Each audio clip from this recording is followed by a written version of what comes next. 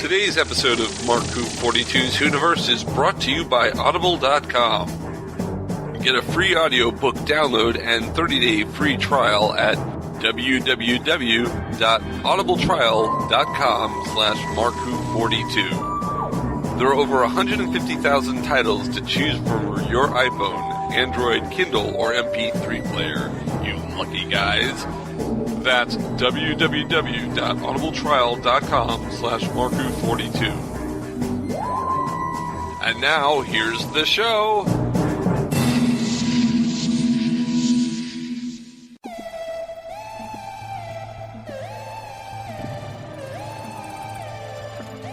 Hi, this is Garrett Wong. I played Ensign Harry Kim on Star Trek Voyager, and you're listening to MarkWHO42.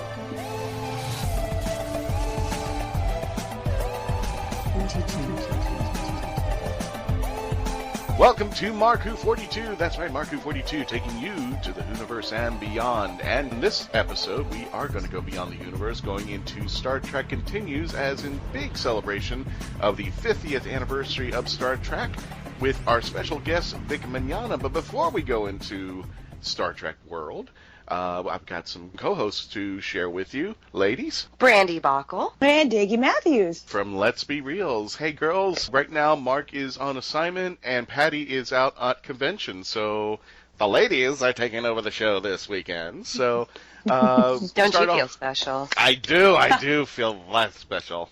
Look at all the estrogen I get to play with. Anyway, speaking of which, let's go to...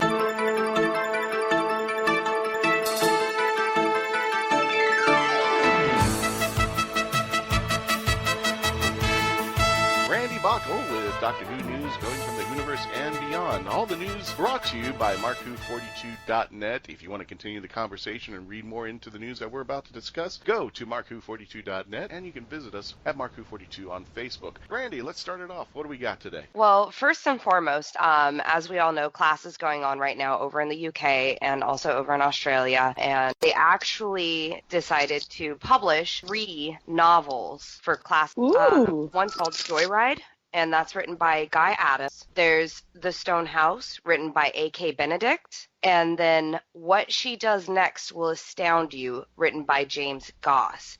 Now, all of these books are... Oh, that's a title. I didn't get... Okay. No, that's the title. That's the title, What She okay. Does Next Will Astound You, end quote. That's awesome. I'm not going to astound you. Oh, you astound us. I will be astounded anyways. I'll be so shocked anyways. Girls, they wrote a book about you. Look at that. Oh my God. And anyway, adding on top of that, for what Brandi has mentioned, you can join Iggy, Mark, and I on bonus features of MarkWHO42 reviewing class. Unfortunately, it's still not here in the States. It will be premiering in April with Doctor Who. But for those of our friends overseas, you will get our take on the episodes coming up on the TV series Class. But excited, we've got 3 books coming out there. Wow. Mm-hmm. So I'm hoping well, the books are available to order from Amazon UK. They were released on the 27th of October. Now, as for the US, they are available for pre-order on Amazon.com, and the release date is scheduled for March 7th, 2017. Oh, we're still waiting.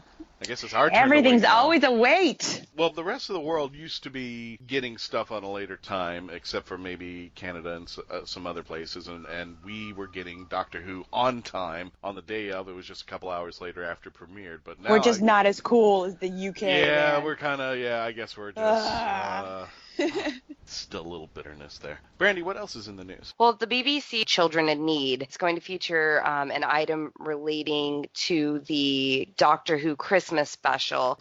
So they're actually going to be viewing that on Friday, November 18th. Oh, well, that's just freaking awesome. The Power of the Daleks, as everybody knows, is going to be released, and the black and white version is being released this weekend on the BBC store. Now, they're actually going to do the Power of the Daleks in color, and that's to be released at the end of the year. All right, so not so much of a wait as other things, but it's still kind of angers me. No, we'll still have it. It's just not going to be in color until the end of the year. But that's fine. I mean, I've seen so much stuff in black and white that it's not even going to be a huge difference for me. And the black and white is more for nostalgic purposes, because come on, it's almost 2017. We got the technology. We just got to give you the nostalgia. We just have a bunch of kids go up there with crayons and just start drawing. We just don't on the want screen. you to forget that. My kids probably would. But we just don't want you to forget how old this show really is, okay? Don't think that because of all the effects that we put out there that, this is a brand new show. No, you're so wrong. Everything needs to be colorized. I don't know. Do you think everything should be colorized, or do you think it should stay black and white from the first 2 Doctors up to number 3? Oh, color. Come on, color. Think it should all be color? Color. Do you know how much money I spend a year on color for this face? Yes, we need color, because black and white don't pass. Mm-mm. But your face wasn't around in 1963. What a coincidence. I spend so much money a year on getting my face black and white. Oh, my. Oh, my goodness. So wait a minute. Either way, we spend enough money as it is. And technically, black and white is still a color. Well, there you go. So, just a reminder for you folks, this month, coming out, keep an eye out on your local theaters. The Power of the Daleks is being released, which is the first episode of Patrick Troughton at Post-Regeneration. I think Mark is actually getting a get-together down with Weekend TARDIS in his area, and I'm trying to watch out to see if WHOvians are coming up in the Orlando area. Are you guys going to go out and see it? Well, yes. I would love to. But seeing that we are in Norfolk, Virginia with the Navy, they might not allow us to. What? They might not allow us to. Some dark secret that... Yes. In the Navy, okay, you can sail the 7 seas, but if you try to watch a movie, that's where they draw the line, because I bet you anything, my husband will mysteriously have to go out to sea or have duty or something, and it just won't work. Aww. But we do have the internet, and I do have some pirating skills. With boats, not the internet, not just completely unrelated comments. What? You said no, duty. I would never do anything. Duty, yes, duty. You know what? That is still a very relevant thing, okay?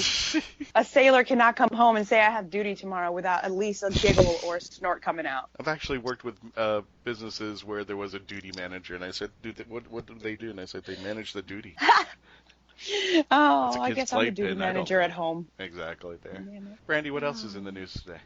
On that note, this week we're actually celebrating the 50-year anniversary of Patrick Troughton coming to Doctor Who. Duty.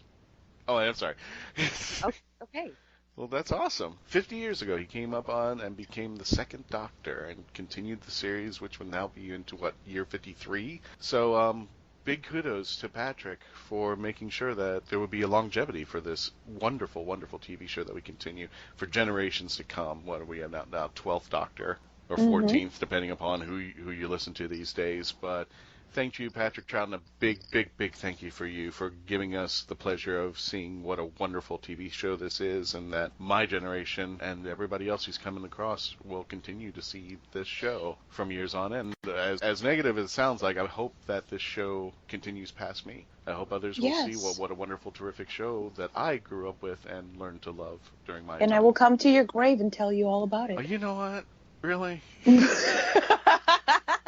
Dance all over it, too? You're like, you should have been there. Oh, wait, I'm sorry. Really? But look, I brought you the latest screwdriver. It looks nothing like a screwdriver. Wow. Throwing around duty, thanks.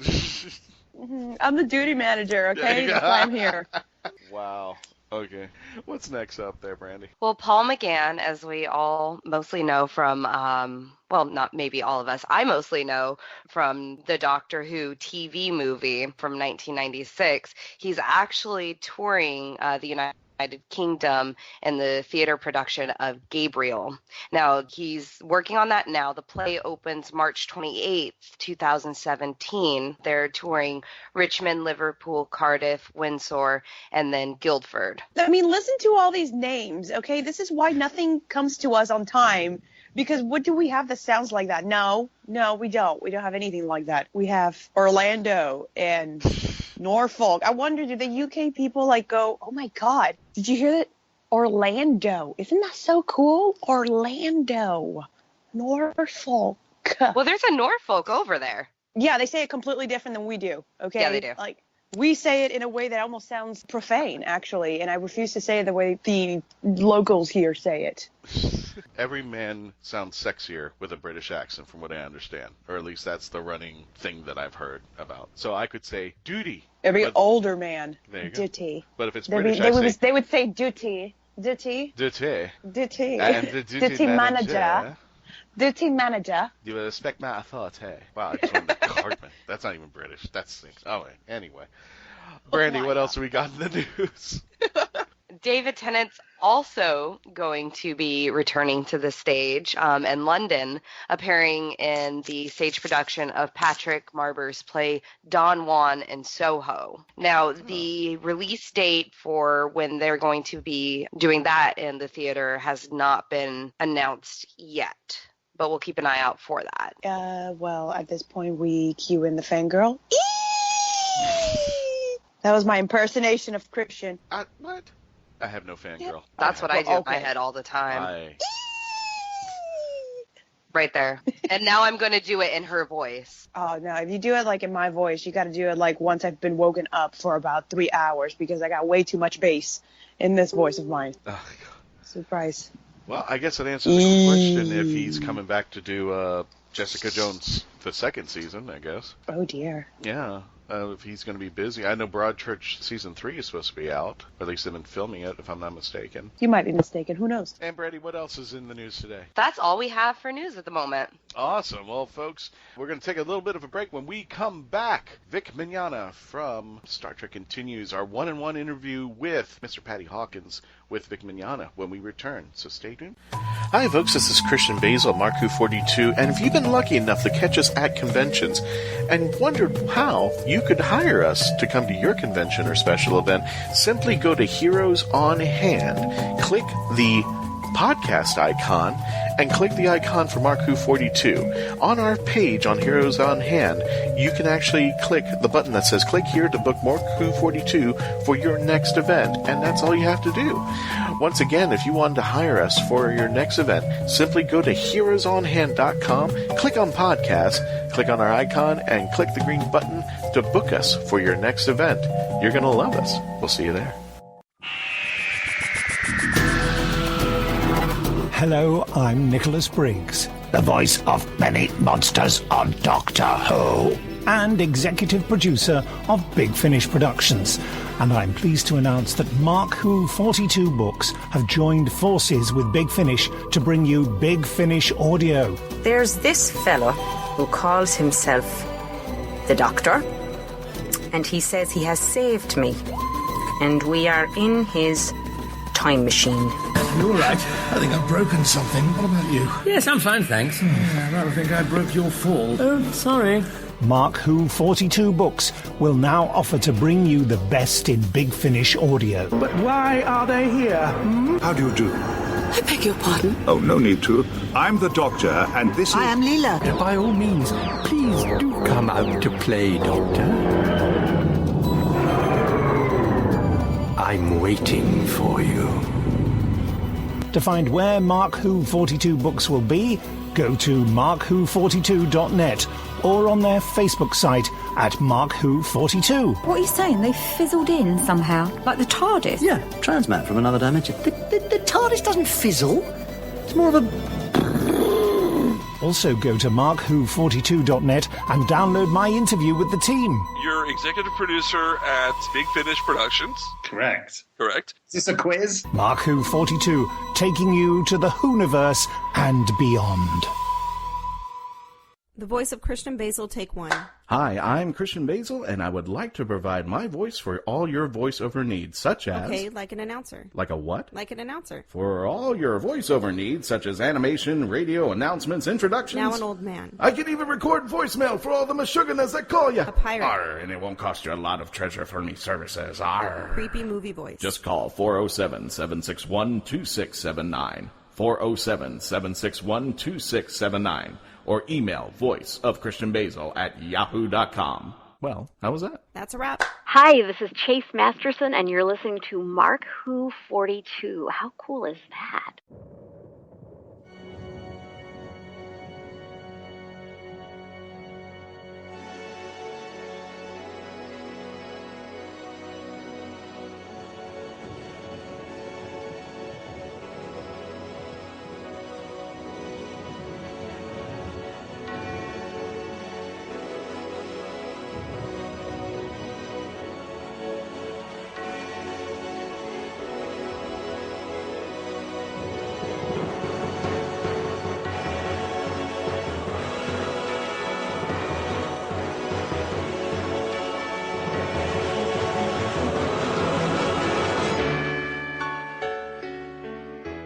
Darkness of white, you can through the sadness take your flight and become the wings that pierce the veil, spreading strong and true tonight.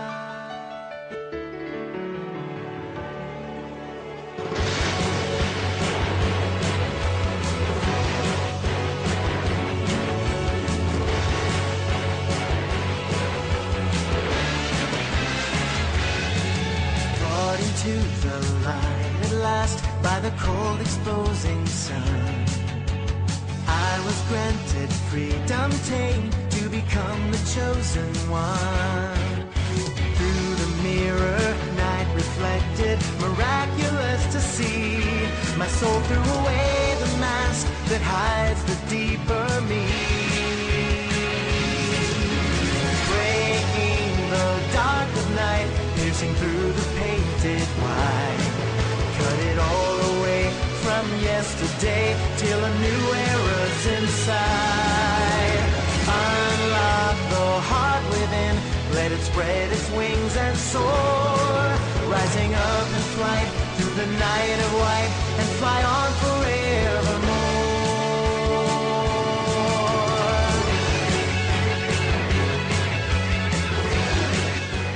Patty Hawkins here with MarkWHO42. I'm so pleased to have as our guest today. He is one of the most prolific voice acting and singing talents in all of fandom. Please welcome to the show, Mr. Vic Mignogna.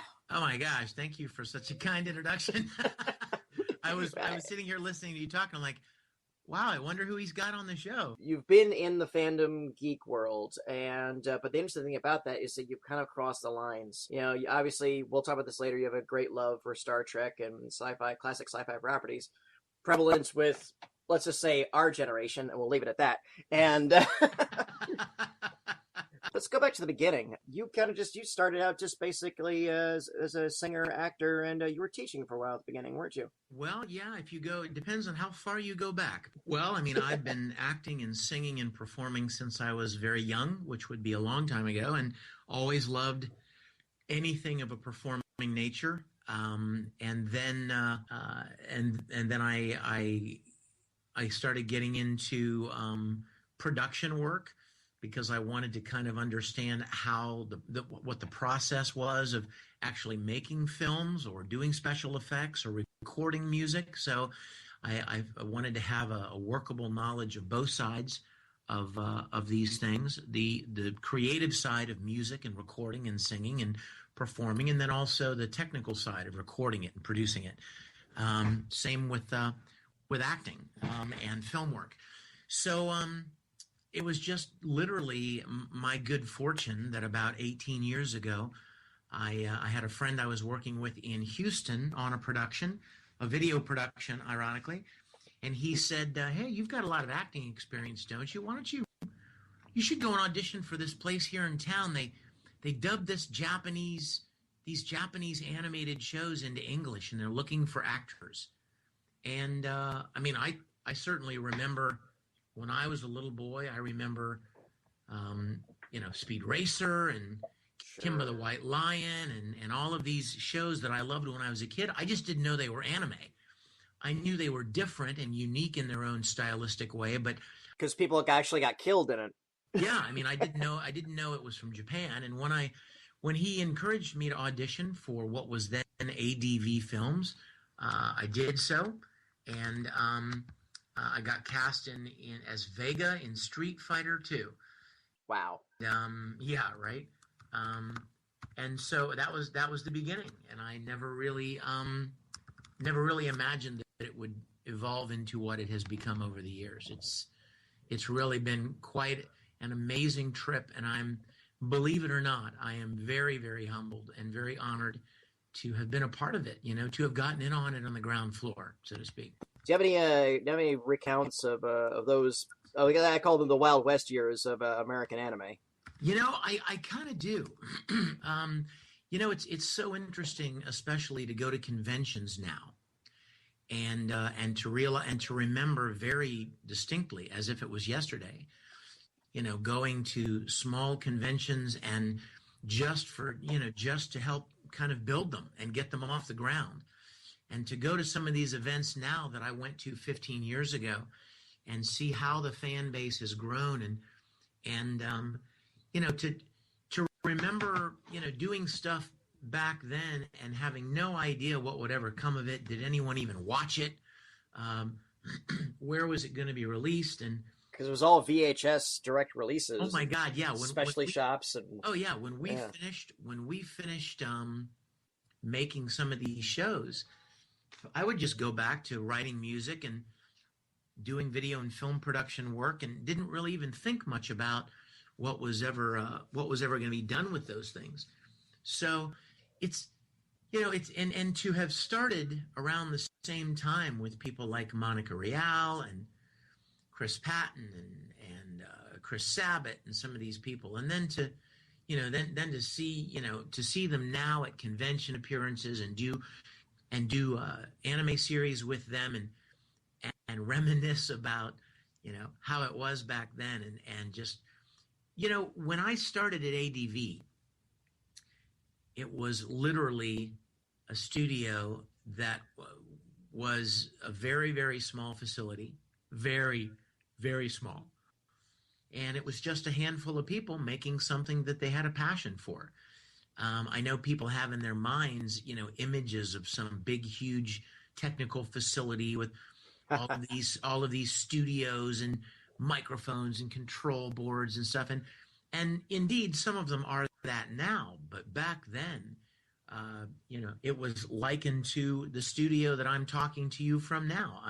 I have a home studio here in Los Angeles, and you know, you could effectively dub an entire anime series from a little studio like I'm sitting in right now, and that's very much how ADV was at the beginning. So to see ADV and Funimation and all of these other companies grow and expand as they have over the years has been really amazing. And the technology, of course, back then was nowhere near as easy or advanced as it was now. You were still kind of working off of tape back then. Oh my gosh, yeah, bro. We were playing the anime video off of a 3/4 inch tape machine. So every time we dubbed a line, it would have to re-roll and get up to speed, and then, you know, and then we would do the line. But with the advent of QuickTime movies and Pro Tools and non-linear computer-based recording and editing, it has completely changed the process and made it so much faster and more efficient. Mm-hmm. Unfortunately, it also makes the expectation of it too. All right, you got 20 minutes to do 40 pages and go. You know, you're right. You're right. I think a lot of people, especially in the anime industry, one of the things that I know Funimation and ADV have really been battling is the fan base's expectation of, dare I say, almost immediate gratification. Mm-hmm. Like, hey, this title came out in Japan yesterday. Why isn't it out in English? I mean, you know, the fans don't always understand all of the steps and all of the things that must happen in order to get something dubbed into English. It's not instantaneous thing. Yeah, and there is an odd thing in that fandom has evolved to the point where you could argue that, and it doesn't matter if it's wrestling, comics, films, or anime, or whatever, they know just enough to have some uneducated expectations. And yeah, it's just a little bit of, well, what's the big deal? Right now it's going on in Doctor Who because the spin-off series Class, by the time this video had just debuted in the UK, but it's not going to be broadcast in the United States until spring. And everybody here is like, well, what the heck? BBC America, what's going on? And it's like, well... And dare I say, I mean, BBC America, when they shoot a show over there, it could be broadcast here immediately if it weren't for a lot of mitigating factors, of course. Exactly. Like, they're in English. They don't redub or re-record anything for the American audience. It's done there and it's done once. So if that has a hard time getting over here, imagine the difficulty with Japanese anime where the script has to be translated, then rewritten to make sense in English, then cast, recorded, remixed with all of the English voices and all of the original music and effects tracks, and then combined with video, I mean, it's a much more intensive process than people think. Mm-hmm. And when you add the legalities to it, like, when you add the legalities of getting rights and contracts and permissions to dub a show and release a show, it is a giant process. And unfortunately, the fans, I think, many times don't realize how much is involved. Safe to say that Fullmetal Alchemist kind of solidly put you on the plateau you're on now? Oh, yeah. Yeah, without question. I mean, you could be a voice actor your entire life and never get the chance to be a part of something like Fullmetal. It was such and is such. It is such an iconic show. It's such a wonderful story, and Funimation did an absolutely perfect job in bringing it to English. Everybody involved, from the engineers to the directors to the artists to the actors to the mixers to the marketing and art people, design people, everybody, I feel, did such an amazing job on that show. And, even now, you think, well, we did that show a long time ago.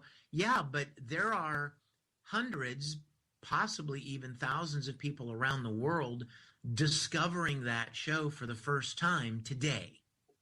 Absolutely. Right now. October 21st, there are people around the world who are watching Fullmetal Alchemist for the first time. And there are young people that maybe were too young for that show years ago, and now they're 13 or 14 or 15, and they're like, man, I've never seen Fullmetal Alchemist. I'm going to watch that. So I'm very, very grateful to have been a part of that show, and it is such a wonderful piece of work. And I think new people are discovering it every day. If Cartoon Network had put it on the air and it sucked, it wouldn't be popular. Absolutely. It's really great that Cartoon Network put it on the air, but I think what is more responsible for its popularity was the fact that it was a really great show, and that everybody involved really, gave 100% and did a great job with it. I mean, I've been involved in shows that were put on. I've been involved in shows that have been put on the air that didn't do very well. So the magic, being on television, being put on television isn't the magic part. The magic part is that it's a good show and it does well. Set the bar for, oh wow, not only can the stuff be actually a little different, but there can be an actual real story, a real engaging story. Absolutely. It was that. I will say this, Pat. I have heard from many, many people. I don't know if it's true, but people that are on the inside certainly have said that it's true. And that is that Cartoon Network is not the leadership. The people that lead Cartoon Network are not necessarily fans of anime. They're business people, and they're looking to make a profit on their business, which is certainly understandable. Nobody can blame them for that.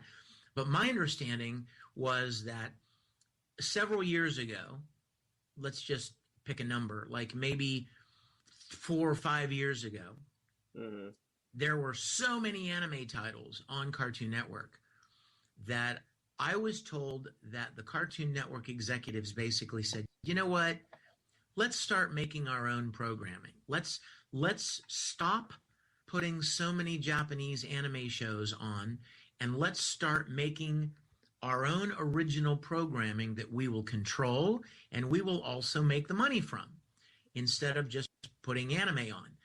So they started shaving back. They started cutting back on the amount of anime that they had online, and they started making a bunch of shows of their own, some better than others, if I may put it delicately. Some of them were fine. Some of them were kind of lame, and some of them were cool. But I think that they came to understand that there is a big audience for anime, and came to have a little more respect for anime itself and the kind of popularity that it generates. I've forgotten his name, but I think that was also the guy that wanted to move Cartoon Network into a lot of live action programming. Yeah. Yeah, Yeah, I know. If you look at the shows, they're very easy to produce. Oh, sure. You know what I mean? Like they did a lot of kind of reality kind of based stuff that would not require a bunch of big sets to be built or a bunch of costumes to be made or a bunch of special effects. So they try to keep their costs low, but they tried to fill up their schedule with original programming and not as much anime. But I think they started seeing that a lot of their viewership really enjoyed the anime. So it's a strange evolution. It's the same path. Like MTV really doesn't show music videos anymore. American Movie Classics really doesn't show classic movies anymore. And classic for who? That's the question. Yeah, like for me, a classic movie would be Gone with the Wind, but for young people today, a classic movie would be Jurassic Park. Yeah. Oh, that was made in the 80s? Ew. You know what I mean? Like when I talk at conventions, one thing I always end with is it's not scolding a younger generation or exalting the older generation. I just say, guys, understand, this was all here before us. Yeah. And it's going to be here after us, okay? We're just enjoying the ride, It's like take ownership in whatever you like, but understand, don't be dismissive of something else just because it existed before you got here, Exactly. Live and let live. You know what I mean? I'll never cease to be able to. I'll never cease to be amazed by and not really understand people that they're just not content to like something themselves. They must get other people around them to like it. Other people around them must affirm that what they like is awesome, or they become haters. Yeah. You know what I mean? Like if you like mecha, if you like mech shows, great. God bless you. Watch all the mech shows you want. Buy all the mech shows you want. Wallpaper your room in mech. That's fine. But don't trash people and hate on people that don't necessarily watch mech shows. I mean, just live and let live, Some also point I like to point out too is that favorite does not equal best. But I tell everybody too, the minute you realize that your favorite thing is not necessarily the best thing, don't take that as a downer. Take that, because the moment you accept that, it's incredibly emancipating. Because, that mech kid is just like, well, who cares? I love mech, and if you don't like it, then whatever. But, so much of modern fandom is really, that affirmation that everything's got to be awesome. Like I said, our core audience, MarkWHO42, we're constantly trying to build bridges between the two generations of Doctor Who fandom. The new and the classic. And there's just opposition in both sides of the camp. And kind of like, guys, it's all one thing. And the word best, or even the word better, those are subjective words. Mm-hmm. What you think is best for you. Yep. What I think is best for me. There isn't a right or wrong answer. And it would be an interesting psychological study to look into what motivates that in human beings, whether it is an insecurity, you know what I mean? Is it insecurity that causes people to be so militant about what they like or what they prefer that everybody else embrace it as well? You know what I mean? What is it? Is it a lack of self-esteem? Is it an insecurity? What is it that makes people, want to oppose or hate or develop their own little camp around what they like and be against what somebody else likes? I think there's a little bit of an insecurity, and I think that comes from you're starting out with a geek pursuit, which already is despite, the popular fiction, oh, it's cool to be a geek, it's a fad to be a geek right now. We're already seeing a little bit of an implosion for it. It's not going to be any smaller than what it is. We're always going to be growing. But I think when you take on a geek pursuit, you kind of get a little defensive about it. You know what? I have something else I want to say about this, Pat. Everybody is a geek for something. Absolutely. Everybody is a fan of something. The people, let's go back, a couple of decades, the jocks, let's take the stereotype. The jocks and the athletic people who would make fun of the nerds who were mathematic and science people and stuff. The jocks were fans of sports. Yep. They were nerds of sports. They were geeks for sports. So everybody is a fan of something. And I think one of the reasons, quite honestly, why the Comic-Cons have exploded the way they have is because for the longest time, people felt that there was a stigma to what they liked. They love Marvel superheroes. They love comic books. They love video games. They love dinosaurs. They love robots. They love whatever. Fill in the blank. Costumes. They love laser beams. Whatever. And they grew up believing that there was a stigma, and indeed there was, and so they kind of lived their passion quietly. And as soon as these comic conventions started taking hold and more people started coming, the population in general started thinking, holy crap, I'm not alone. There are lots of people out there that love the same things that I do. And so they've been opening up and being more public and more outspoken and, dare I say, demonstrative in their particular fandom.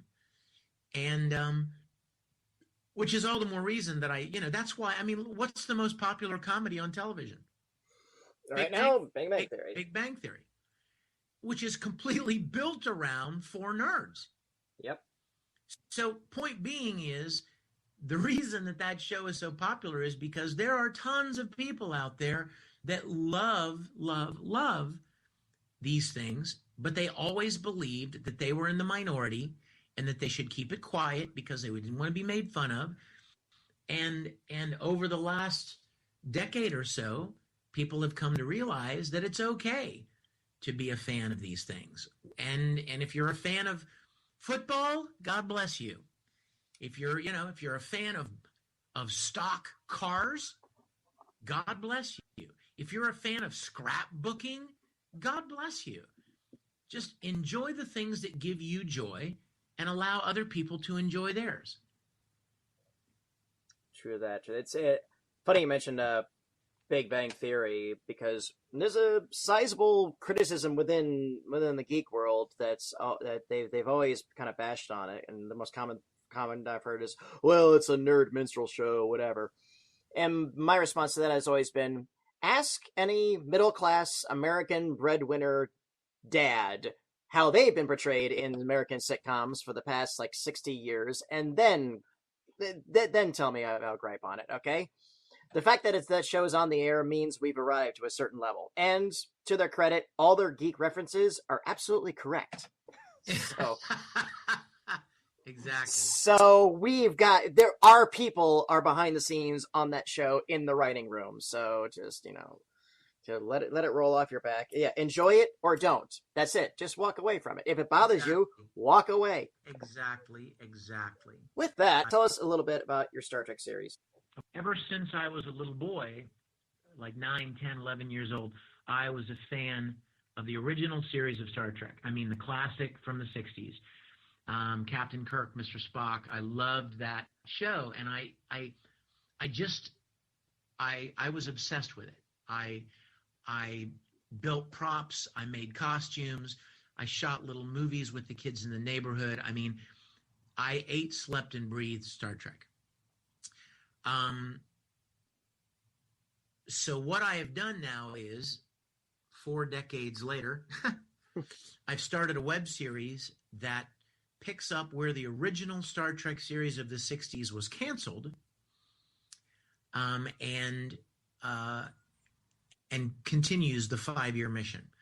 I'm fulfilling my childhood dream of playing Captain Kirk, and I've cast a bunch of my other friends, voice actor friends, and friends that I know in the industry, and we are making Star Trek episodes exactly like, in every respect, like the original series had it continued and not been canceled. And our long-term goal is that we are going to complete the 5-year mission of the Enterprise and leave all of the actors where they were when the motion picture, Star Trek The Motion Picture, which was released in the late 70s, we're going to leave all of the characters where they were when the motion picture picked up. We just released recently our 7th episode. But we have an 18,000 square foot facility where we've completely recreated the original soundstage from Star Trek with all of the sets. And if you out there, any of your listeners, or if your parents or friends or neighbors are fans of Star Trek, please tell them to go to www.startrekcontinues.com and prepare to be amazed. And let me reiterate, that is Star Trek Continues. That is the title of Vic's project. And correct. Star Trek Continues. I will leave it at that. There are others, but this is Vic's Star Trek there Continues. are others, but this one's the best. Yes. I mean, certainly I am objective. I'm subjective, and I plead guilty on that. But I think from a standpoint of production value, stories, acting, music, sound design, shooting, editing, all of it, I think it's the highest quality product that's come out since the original series. I would absolutely agree with that. All right, and you, friend of our show, of course, Colin Baker, the Sixth Doctor, he appeared in one of your episodes. Yes, he did, and I'm gonna let you in on a little secret. There's more Doctor Who coming, and that's all I'm gonna say. Ooh. By the way, I love Doctor Who. I love that show, and have done several conventions and become good friends with Karen Gillan and Matt Smith and Arthur Darvill, and great people. Yes, they really are, and love Doctor Who. Love Doctor Who. What would you be willing to go on record to say you had a favorite Doctor? Probably Tennant. Okay. I think probably Tennant. There's something about him that I really enjoyed, and I may also be saying that based on the fact that I just finished watching Jessica Jones, where he plays the bad guy, and I just really like the guy. I like him a lot. It would be a toss-up between he and Matt Smith, certainly. Absolutely fair. And I'm going to say that. Let me say this. I think this is just my opinion, but I think that it was I think that it was a calculated risk to cast an older guy as the Doctor again after having Eccleston and then Tennant and Matt Smith. I think they developed a whole new young fan base, and they took a very calculated risk in putting Capaldi in. And I don't know if it was a good decision. I think that they've lost a lot of the enthusiasm for the show because of Capaldi, but we'll have to see. My theory has always been Capaldi might have been a little bit of a bone to the older classic fans, but I would bet the farm and Grandma's Farm that the Doctor that follows Capaldi will probably be another young, skinny, cool hair drink of water. Question. But I think the next Doctor will be, for lack of a better term, another pretty boy. No, I think so too. What's in your future? What do you got coming up? Well, we are working very, very hard right now on wrapping up Star Trek Continues. My goal was always just to make one more season, one more TV season that would be, maybe 10, 11, 12 episodes, and wrap the series up. And we're in the middle of doing that at warp speed, dare I say. Yeah. And then I'm working on probably half a dozen anime series right now, maybe more, and doing a lot of traveling, doing a lot of event appearances. I still write music and produce music. I spent the last 3 days working on a new jingle for a an ad agency in Texas. Nice. When Star Trek is completed and the dust settles and everything on else, and you're recovered, because again, that wasn't just a gig for you, that was a passion project, labor of love, you were involved in every capacity to it. Is there something else you're maybe eyeing at trying along those lines? Not specifically. I will tell you that Star Trek Continues has taken control of my life. I'll bet. Nobody except a very, very limited few people could really understand how much time and how much attention and how much stress and how much energy and how much work has to go into making this thing. I've been in film production for a long time. And when I decided I was going to do this, I thought, well, I thought I knew. I thought I knew what was going to be involved, Pat. Mm-hmm. I thought, I've been in film production a long time. I know how to make stuff. I can do this. I know what to expect. Boy, did I underestimate what was going to be required. It is a full-time job, and I don't mean full-time as in 9 to 5. I mean 24/7. I am constantly working on something, writing something, approving something, editing something, redesigning something, reading something, memorizing something. It is so time intensive that when people say to me, what are you going to do when Star Trek Continues is done? I have no desire to immediately jam something else into that void. I'm going to enjoy a little more of a relaxed schedule, I hope. And that's why I said when the dust settles. Yeah, and having said that, I will say I love to create stuff. I mean, like I want to do a new record. I've got 6 original music CDs on iTunes. All 6 original music that I've written and produced and sung, and I've got a new one that I want to do. I've been wanting to do it for a long time, but there just hasn't been time. So I'd like to record a new album. That's something I'd like to accomplish, and I want to continue to do more voice acting and maybe even do try to find some more opportunities for some on-screen work. Well, you're in the place for it now. Yeah. So fingers crossed. I mean, I won't stay dormant. I'm never dormant, but I think there will be a degree of relief when I finish with Star Trek Continues, because it's been an incredible journey, and I'm going to probably weep for 2 weeks when it's all done, but I think I will cherish having not quite so busy as. And you, of course, are very prolific on social media, but why don't you go ahead? I have to tell you something funny about that. I don't feel like I am at all. There are voice actors out there, friends of mine, who they are constantly Snapchatting and Instagramming and tweeting.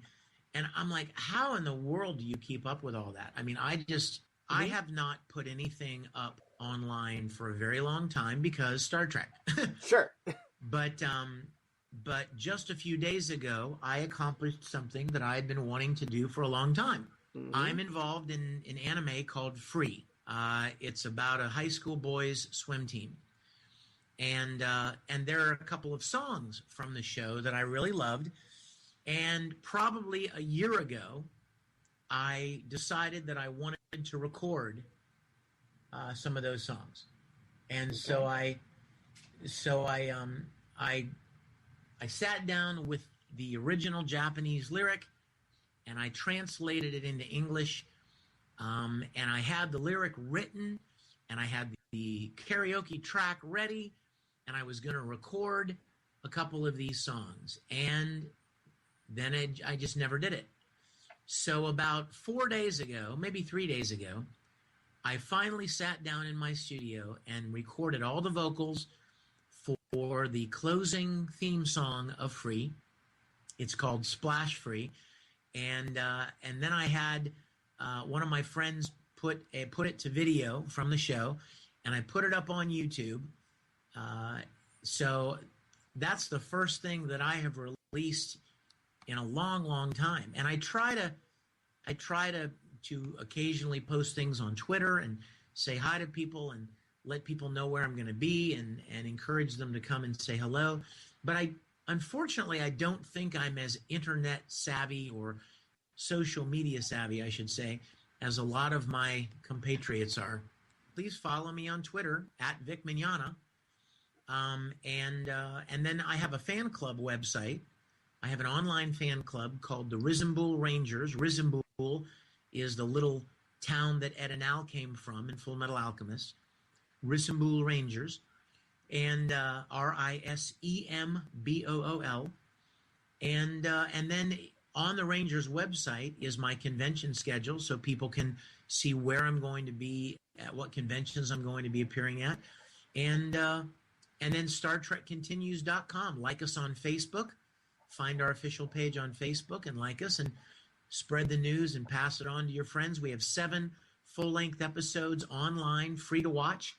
You can go to StarTrekContinues.com and click on episodes and watch all of our episodes. Plus, there's a lot of great behind-the-scenes content there. So, yeah, that's what I'm up to, and that's the way to find me. Just like to leave on one more thing. You do something at a certain time of day. Would you like to share that with our audience? Yeah. A few years ago, right around New Year's, I was contemplating the new year, the upcoming new year. And, you know, people always make New Year's resolutions. And I thought, what should I make it a practice of doing better? And what came to my mind was being more grateful. I think a lot of people would be much happier in their lives if they focused more on what they have to be grateful for, as opposed to what they don't have. A lot of people are very irritable and unhappy because they focus on what they don't have, what they wish they had and they don't have. And so I thought to myself, you know, I really need to make a concerted effort to focus on gratitude, to focus on being more grateful for what I do have in my life. And as I was thinking about that, I thought, well, how in the world do you remind yourself to be more grateful? You know, like some people tie a string around your finger. I mean, put it in your calendar. What do you do to remind yourself to do anything? And that's the point at which I thought, you know what? You set an alarm. You set an alarm on your phone to go off every day at a particular time to remind you to do something. If you have to take pills for a medical condition, perhaps you set an alarm to remind yourself to take pill 3 times a day or whatever. So a few years ago, I set an alarm on my phone that goes off every day at noon.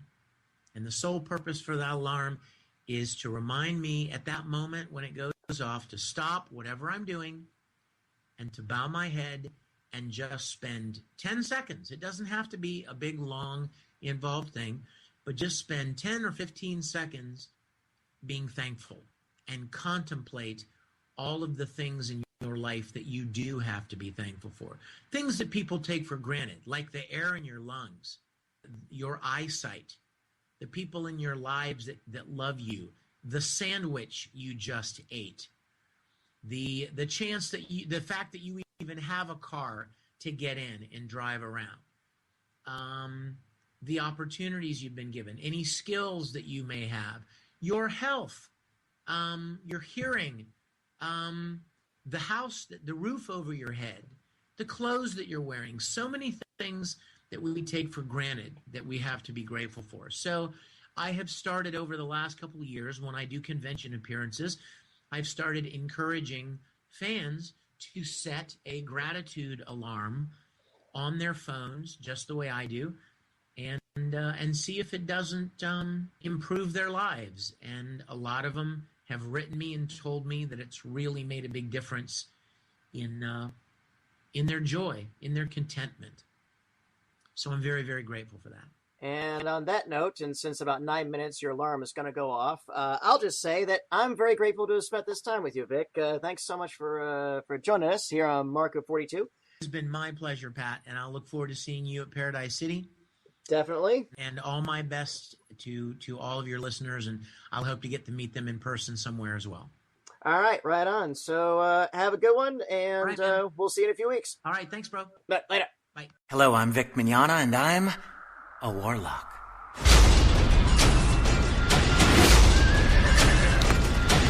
I'm a powerful caster of destructive energies who can tap into chaotic magic from beyond.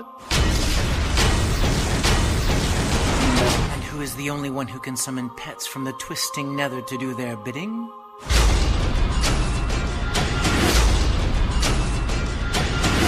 Me. Are they hard to control? No. Well,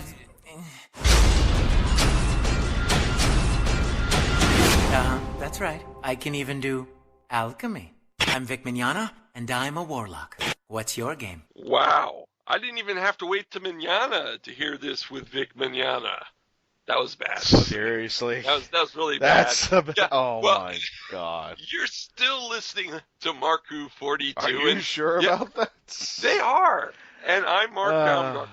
I just appeared from nowhere because I was on assignment, but I decided I'd come back because Christian has 2 new news stories that he didn't put at the beginning of this show that I immediately ran back and said, you have to do it. You have to, Christian. You're killing me. Alrighty. Well, ladies and gentlemen, this portion of the news that we've missed during this episode is again brought to you by mark-who42.net, where you can spell most of the news that we've mentioned and the 2 articles I'm about to bring up. And the first article is Sophie Aldred. How could you forget Sophie? My girlfriend. No, I didn't forget well, she her. was back on the day. Well, anyway, Sophie, our lovely girl, and for those of you who don't know Sophie, she was Ace in the 7th Doctor series in at the last run of the episodes that ended in 1989. But she is doing a series on the web for YouTube called Cops and Monsters. Ooh. Did you say who or ooh? I said ooh. Ooh. The whole purpose of the show is it's to keep peace between the humans, the vampires, the werewolves, and the monsters.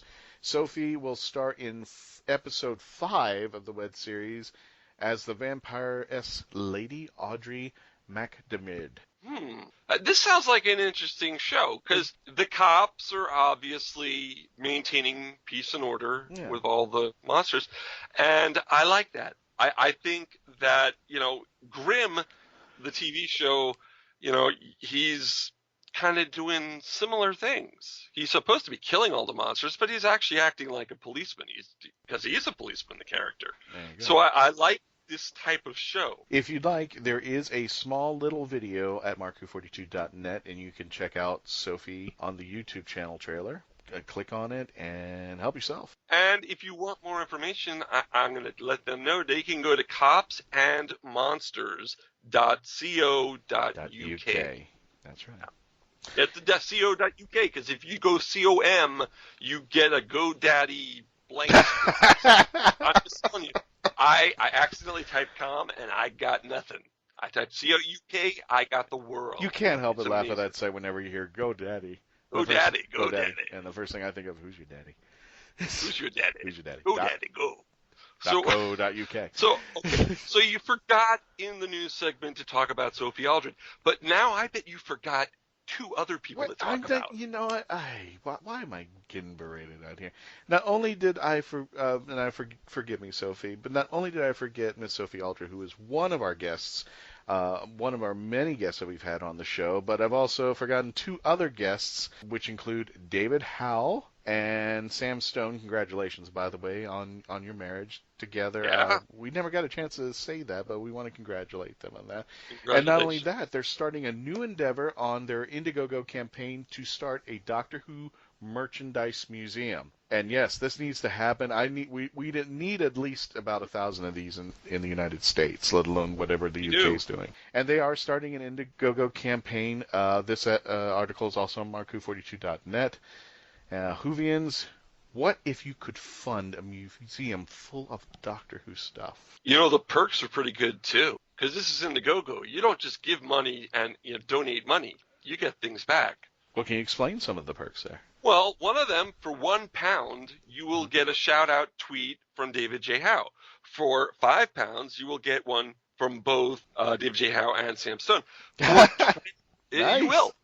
For £20. Good. Oh, this is amazing. For £20, your name will be etched in, I don't know if it's stone or whatever the building will be made out of, and it'll permanently be there. Your name. So if we donate £20, we could get MarkWHO42 on the wall at this museum once it's made. I'm totally in for that. And for £500, I think, what is it? You can have a Fraser. You could have lunch with Fraser Hines, it's dinner with Fraser. Oh, dinner with Fraser? That's better than lunch. Or lunch with Chase Masterson. I want lunch with Chase Masterson. I Okay. want lunch Well, now. if we put 1,000, we can have lunch with Chase and dinner with Fraser. You know, that means we'd have to also pay money to fly to do it. That's not included? That's not included. Damn. Maybe they You can know fly what? them over Maybe here. I'd do it. Maybe the next time Fraser comes to one of the conventions here, we'll just have dinner with him. Well, there you go. Who knows? Well, anyway, and if you act now, go to markwho42.net. There is a link to their Indiegogo campaign where you can contribute. Check out any of the monetary levels and the perks that come with select one. And hopefully very, very soon we will all have a Doctor Who museum coming to a local UK location, but hopefully a local US location soon. Not here in America, but you know what? Who knows? Maybe, if they make enough money through this Indiegogo campaign, maybe they could have a traveling museum as well. Well, Sam and David, we're expecting this. We need the USA version, and plus it needs to be in Florida, right on International Drive. Perfect spot. Yes, Orlando would work. And just to let you guys know, we are going to have David J. Howe and Sam Stone come back to the show to talk about merchandise and this merchandise museum sometime in the very near future. So stick around for that. Wow. So, Christian, we're at the end of the show. Do we have any conventions coming up? Yes, we do, sir. We have so far one convention left that we are scheduled to do for ending out 2016. Sunday, November the 20th, at the Claremont Performing Arts Center for one day. We will be at Claremont Comic-Con. Adults, $15. Children, only $10. It's really, really, really good. If you want to come out and geek with us and meet us at our booth at Claremont Comic-Con, come on out. And it's a reasonable price. You can get your tickets online at Claremont Comic-Con. For those of you who may not be familiar with the city, CLERMONT, comiccon.com. Check it out. You know who it's run by? It is run by Florida Geek Scene. Our friends at Florida Geek Scene, exactly. Florida Geek Scene, which is one of the sites that hosts our show, and we're doing very well on their site. We get a lot of listeners from Florida, getting it from their page. They are running it, and they've invited us to help celebrate the joy of science fiction. There you go. And including on the guests are comic book artist George Perez. George Perez is a great guy. Yeah, he is. And we got to get him on the show. We got to get him on the show. We've been kind of meeting him up. I know we met him at Infinity Con, and we've been kind of passing around and such. And our good friend of the show, cosplayer, her real name is Maria Saber, but everybody knows her as Gothic Sushi. And she was with us at Tampa Bay MegaCon this year, and she will be there at Claremont Con. So hopefully, she was at the booth across from us, so hopefully we might get the same setup again. So this is kind of cool. So definitely go over to the website, ClaremontComicCon.com. Get your tickets now. It is only for one day, November 20th. The Sunday before Thanksgiving. Correct, at 10 a.m. to 5 p.m. And MarkWHO42 Books will have books. Doctor Who. We'll have the name. We'll have Big Finish audio books. There you go. We'll have some toys, some little things, and if you like Doctor Who, you should come. If you like science fiction, you should come. If you like comic books, you should come. Really, if you live in Central Florida, you must come. It is part of the law. Really? Yeah. That's what you came up with? It's a part of the law? I am the law. Saying Sylvester Stallone, I'm the lure. It is the lure. Anyway, don't forget, guys, go to FloridaGeekScene.com and listen to our show there, or go to our own site, markwho42.net, and join the WHOniverse Army. We're also available on iTunes, on Stitcher, on TuneIn, on, oh my God, Blueberry, on Podcast Pup. I've noticed a lot of places that I didn't know we were on. Listen, if you can just Google us, you'll find us at least in 200 things if you don't go to the site. Hopefully you're listening to us on Krypton Radio. If you're not, well, you should. Go to Krypton Radio Sci-Fi for your Wi-Fi. Also, Facebook page, MarkWHO42. Go to our Twitter page, or at least tweet us at MarkWHO42 and at MarkWHO42 Media. That's right. We have 2 MarkWHO42 Twitter pages, and they're both for the same exact thing, for you, the fans, to get in touch with MarkWHO42. Our Tumblr page, MarkWHO42, is getting bigger and bigger as well. So come on and join all of us here at MarkWHO42.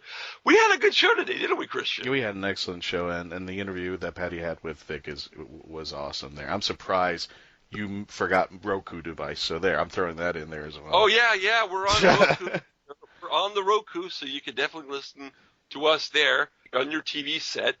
You know, maybe we should really do videos so they have something to watch on Roku. God, no. Put some kind of music video. I don't know. We'll put some like Doctor Who episodes in the background with captions, and we'll talk underneath it.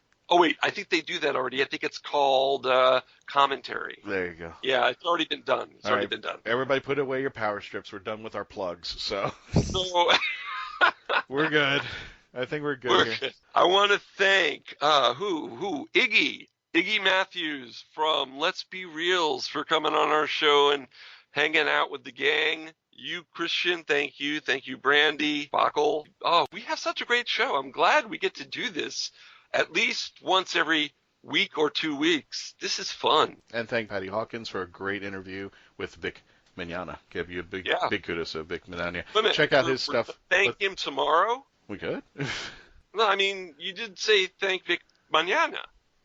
All right. Anyway, if you want to check out more of Vic's stuff, go to YouTube and pull up Star Trek Continues. You will have an excellent time watching the series there. Star Trek Continues is a fun show, and Vic makes a very good Captain Kirk. So until next time, folks, mañana. No, I don't think that's what I want to say. I want to say alonze.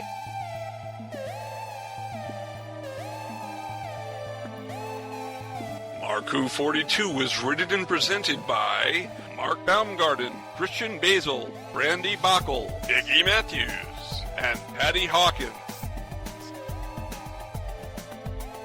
This episode was edited, directed, and produced by Mark Baumgarten. Visit markwho42.net, where you can register and become part of the WHOniverse Army. We can be contacted by email at mark@markwho42, subject line, ? If you'd like a chance to be a guest on our radio show, send an email to our Media Relations Director, Christian Bachle, at markwho42media@yahoo.com. You can have MarkWHO42 entertain at your next event or convention. Go to heroesonhand.com/MarkWHO42. Space Coast Comics is a free monthly magazine found in over 120 locations currently throughout Brevard County, parts of Osceola, Volusia, and Indian River County in Florida, and soon to be available in Chicago. Follow them on Facebook to learn more. Doctor Who and its properties are owned by the BBC, the British Broadcasting Corporation. This show is owned and copyrighted by Mark Baumgarten 2016. This is Krypton Radio.